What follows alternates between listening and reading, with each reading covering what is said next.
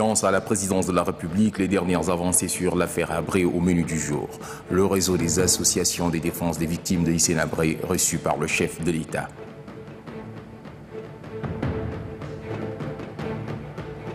À la primature, c'est le président directeur général du groupe marocain Attijari Wafa Bank qui est reçu par le chef du gouvernement. Le groupe compte investir au Tchad. Tentative de déstabilisation des institutions de la République, le peuple dit non, non et non. Toutes les énergies doivent converger vers la construction et non la destruction.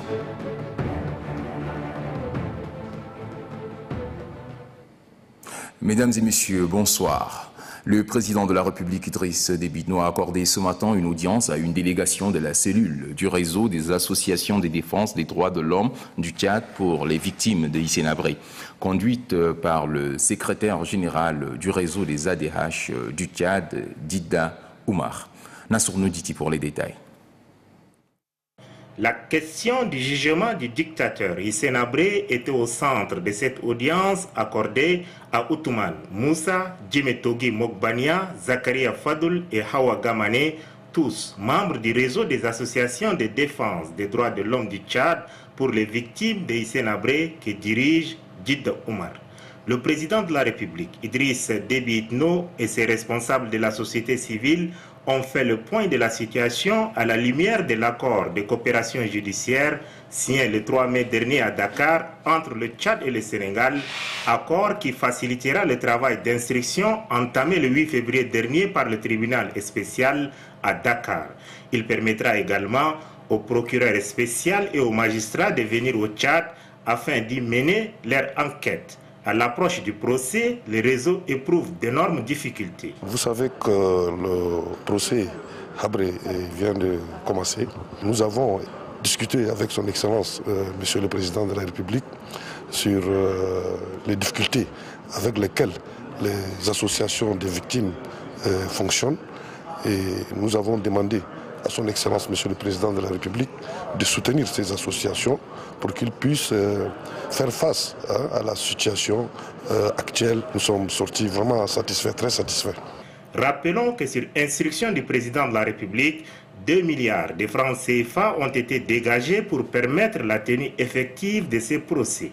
Des dispositions ont été prises par le ministre de la Justice, Maître Jean-Bernard Padaré, pour que tous les documents et personnes ressources susceptibles d'aider le travail d'enquête soient mis à la disposition du procureur.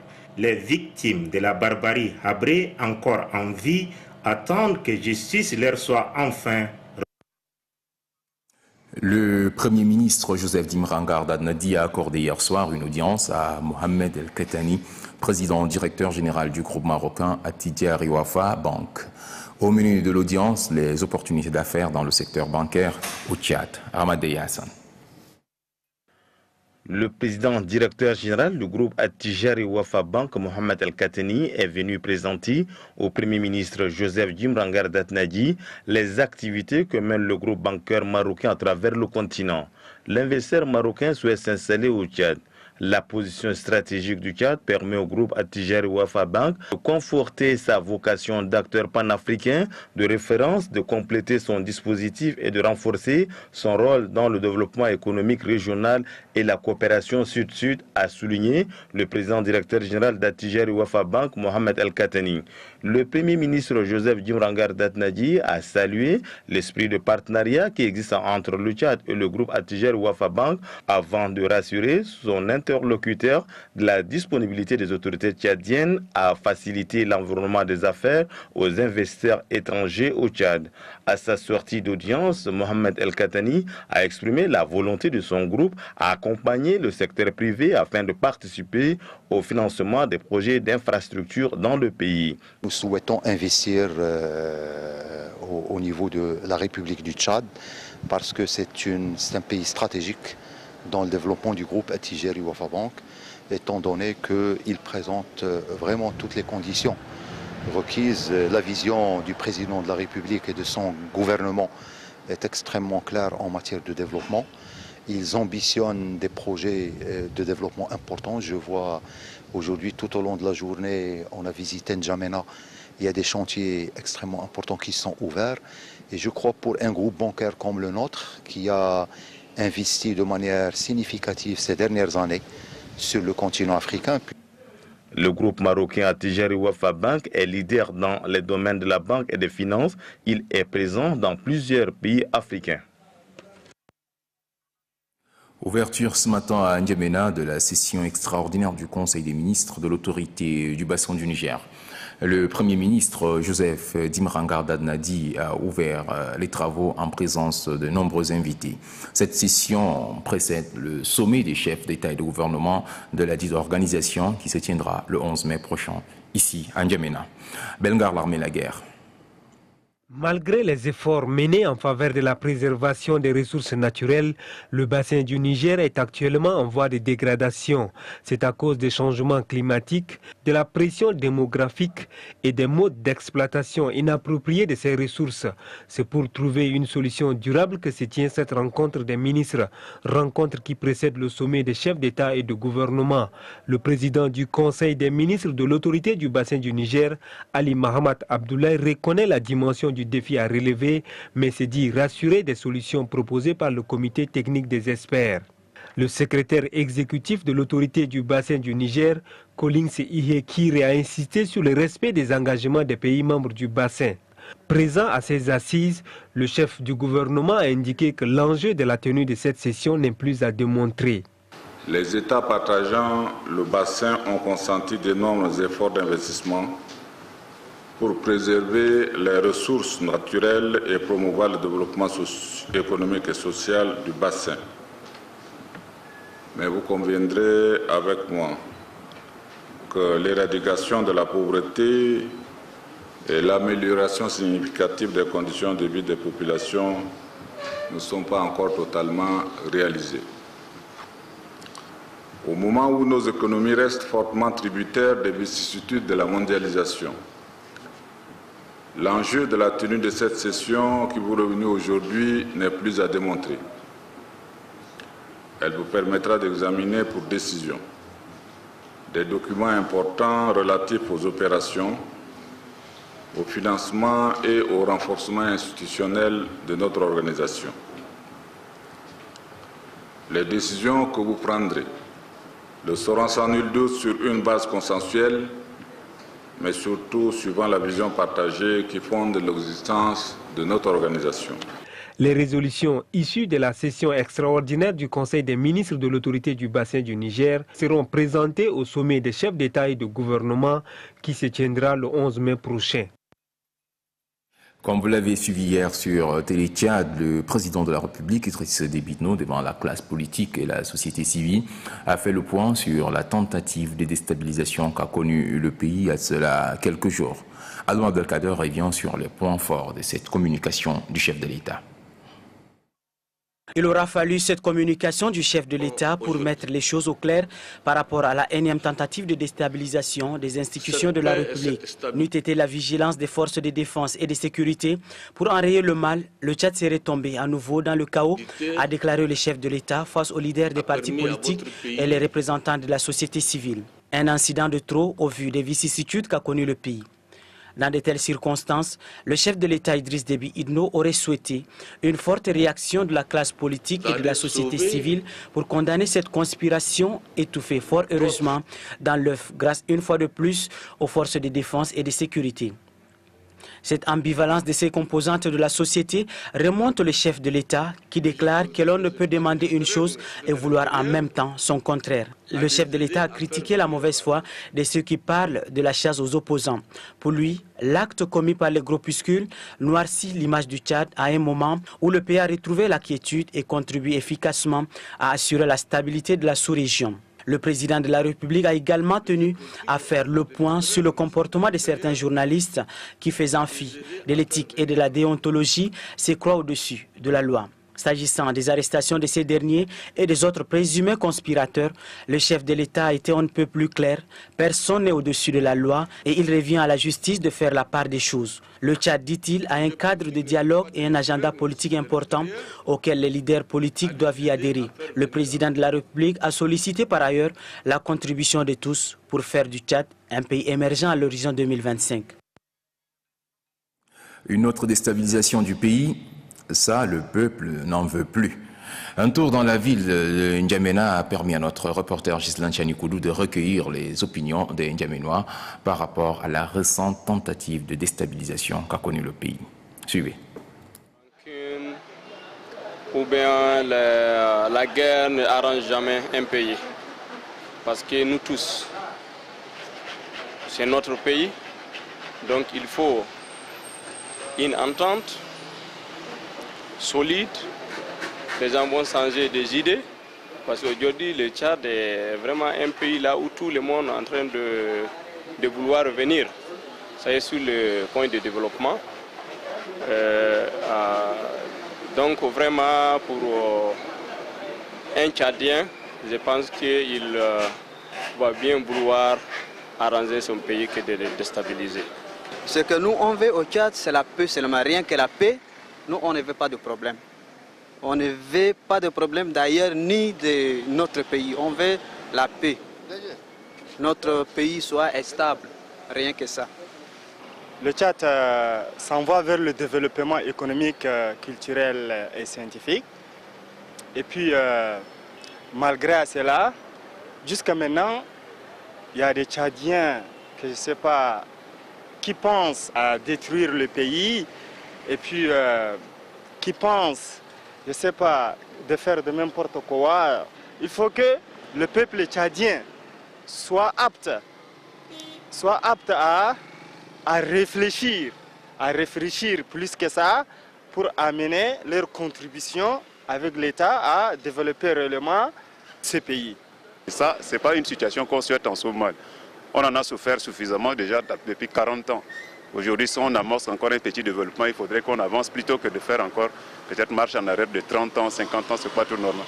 Et cette interpellation-là, il faudrait que les autorités, tous ceux qui se disent c'est les fils du Tchad, qu'ils s'entendent et qu'ils essaient de nous construire ce pays-là. Les autres sont très loin, nous sommes très en retard. Le coordonnateur national de l'Organisation de la société civile pour l'appui au processus démocratique condamne les manœuvres de déstabilisation déjouées par nos forces de défense et de sécurité. Un extrait de ses propos. Nous, Organisation de la société civile pour l'appui au processus démocratique, dénonçons et refusons cette déstabilisation et insécurité créée par ces groupuscules de traîtres mal intentionnés. Face à cette situation, l'Organisation de la société civile pour l'appui au processus démocratique apporte tout son soutien au chef de l'État qui ne cesse de déployer des efforts considérables pour le bien-être de sa population et la stabilité du pays. Nous saluons enfin les réalisations faites par le président de la République pour le décollage socio-économique de notre cher et beau pays, le Tchad.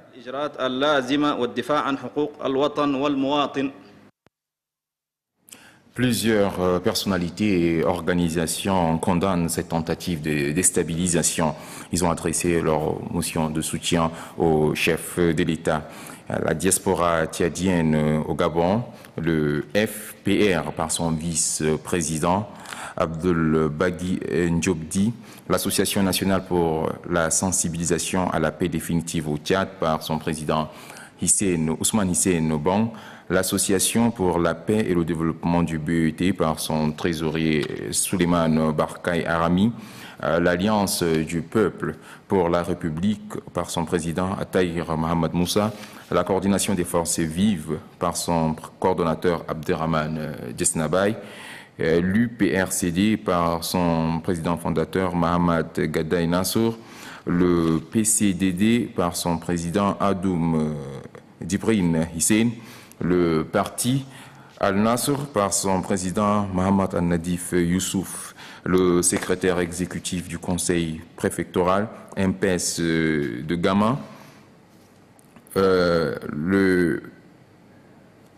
la diaspora MPS en Arabie Saoudite par le secrétaire général du CNS Ibrahim Moussa et le secrétaire de l'organisation Mohamed Zentri, Sa Majesté Mbangadi Woli, sultan du Baghermi, le sultan d'Arbilala, Sa Majesté Choroma Hassan Absakin, le gouverneur de la région du Guéra, Béassemal Lucie, le gouverneur de la région du Moyen-Chari, le consul du Tchad au Sénégal, Salah Mahmoud Ousmane.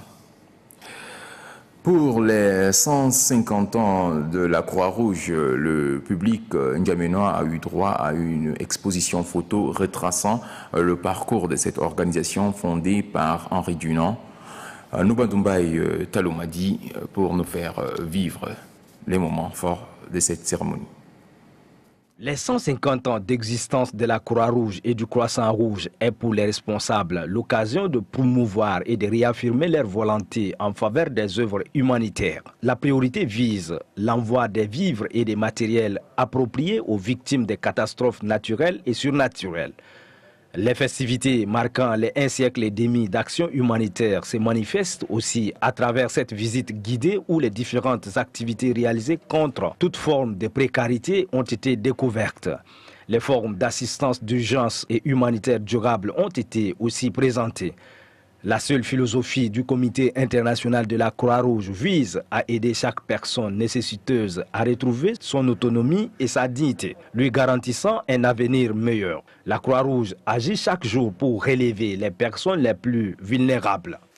Face au changement de notre monde et de ses défis, il doit plus que jamais rester fidèle aux principes qui guident ses actions humanitaires, voire redoubler d'efforts pour faire de telle sorte que son caractère neutre, impartial et indépendant soit respecté et compris de tous. Aujourd'hui, la Croix-Rouge dispose d'équipes de réponse aux urgences humanitaires, capables d'intervenir en moins de 48 heures partout dans le monde, ce qui fait d'elle un acteur de premier plan dans le domaine de l'urgence et du secourisme. La Croix-Rouge s'inscrit aussi dans le domaine de la prévention et de la promotion de la santé dans sa globalité. L'accueil physique de la personne dans un service social ou un établissement en cas d'urgence est l'une des stratégies développées, souligne Lynn Scudder. La lecture de quelques décrets. Décret portant nomination d'un interprète du président de la République. Monsieur Salatiel Kilbam Ishaya est nommé interprète du président de la République. Décret portant élévation des officiers généraux des forces armées et de sécurité au rang et appellation de général de division. Sont élevés au rang et appellation de général des divisions à titre exceptionnel les officiers généraux des forces armées de sécurité dont les noms suivent. Général de brigade aérienne Benaindo Tatola, général de brigade Brahim Saïd Mahamat. Décret portant nomination à un poste de responsabilité au ministère du Commerce et de l'Industrie. Monsieur Baba Abacha Mahamat est nommé directeur de cabinet en remplacement de Monsieur Chérif Mustafa Mahamat appelé à d'autres fonctions. Décret portant nomination à un poste de responsabilité à l'Agence nationale des investissements et des exportations. Monsieur Idriss Ahmed Idriss est nommé directeur général de l'Agence nationale des investissements et des exportations en remplacement de Monsieur Issa Ali Taher appelé à d'autres fonctions. Par un décret signé le 4 mai dernier, le général Mahamat Taher Orozi a été nommé gouverneur de la région du Wadaï. Il a pris fonction hier. C'est le ministre de la Sécurité publique, Tchona Elimi Hassan, qui a présidé la cérémonie de passation de service. Gandata Ohamia. En l'espace d'un mois, la place publique du chef-lieu de la région du Wadaï accueille pour la deuxième fois la cérémonie de passation des services à la tête de son gouvernorat. Nommé gouverneur du Wadaï le 3 mars 2013, Haroun Daoud cède sa place au général Mahamat Taher Orozi. Pour le gouverneur sortant, bien que son passage au commandement du Wadaï soit bref, cela ne l'empêche pas de relever quelques aspects de sa gestion et d'évoquer ses préoccupations. Préoccupations qui se résument entre autres au respect de l'autorité de l'État, à la restauration de l'ordre et de la sécurité, à l'insuffisance des structures administratives et au manque d'eau potable. Le ministre de l'Intérieur et de la Sécurité publique, Tchonaï Elimi, a souligné que le nouveau gouverneur est un homme d'expérience qui a assumé des plus hautes fonctions de l'État, dont celle du chef d'état-major particulier à la présidence de la République. Représentant du chef de l'État et du gouvernement, dépositaire du pouvoir public, Mahamad Taher Orozi s'attellera à gérer le Wadaï conformément à ses attributions. Vous veillerez entre autres, monsieur le gouverneur, au maintien de l'ordre public et à la sécurité des personnes et de leurs biens. À cet effet, toutes les forces de l'ordre et de sécurité implantées dans votre circonscription administrative relèvent de votre autorité. La protection de notre environnement et le désarmement de la population restent toujours d'actualité. Ils doivent être inscrits au centre de toutes vos activités. Le nouveau gouverneur du Wadaï mesure l'ampleur de la responsabilité qui l'attend. Je mesure parfaitement l'ampleur des tâches qui m'attendent. Je vous exhorte donc dès à présent de se mettre résolument au travail, surtout au travail bien fait, au respect strict de la hiérarchie et des horaires de travail. Selon le nouveau commandant du Wadaï, la réussite de sa mission dépend en grande partie des appuis constants et d'une franche collaboration. C'est pourquoi le général Mahamad Taher Orozi exhorte chacun dans son domaine de compétences à faire d'énormes sacrifices pour prioriser l'intérêt général au détriment d'autres considérations. Ceci afin de bâtir une administration dynamique assise sur des valeurs de paix, de sécurité et de justice sociale dans le Wadaï. Le 5 mai dernier, une délégation conduite par le député Néatobé Le Nasngar s'est rendue dans la sous-préfecture de Bekiri, département de Ngourkosso, dans la région du Logone occidental, pour véhiculer aux fils de cette localité un message de paix et de cohabitation pacifique. En effet, un conflit entre les fils de cette sous-préfecture prenait déjà des proportions inquiétantes. Ghislain Chanikoudou. Les fils et les filles de la sous-préfecture de Bekiri ne s'entendent pas. À l'origine de cette dissension interne, la non-restructuration du canton Gorébo en plusieurs cantons devant relever du ressort administratif de la sous-préfecture de Bekiri et la non-nomination des natifs de cette localité à des postes de responsabilité dans cette nouvelle circonscription administrative. C'est pour tenter de réconcilier l'ancien chef de canton de Bekiri et le nouveau qui tire chacun la couverture de son côté, mettant ainsi à mal la cohésion sociale que le lieu du peuple de la circonscription Néatobé, le Nasngar, est venu entendre les différentes parties. Selon lui, une sous-préfecture ne peut être administrée que par les agents de l'État qui ne sont pas forcément natifs de la localité. Quant à la restructuration du canton Gorébo, le député a accusé simplement la lenteur administrative. L'élu de la circonscription a exhorté les uns et les autres à dépasser les considérations personnelles pour le développement de leur localité. Une conférence de presse a été organisée à N'Djamena par un groupe de ressortissants de Koyom et de Kim pour échanger avec les journalistes sur la paix retrouvée entre les fils de ces deux sous-préfectures. Une paix retrouvée après plus de 10 ans de relations conflictuelles. C'est la maison des médias qui a servi de cadre à cette conférence. Grangatia Mirima. Par cette conférence de presse, les frères divisés de la sous-préfecture de Kim et Koyom s'engagent en faveur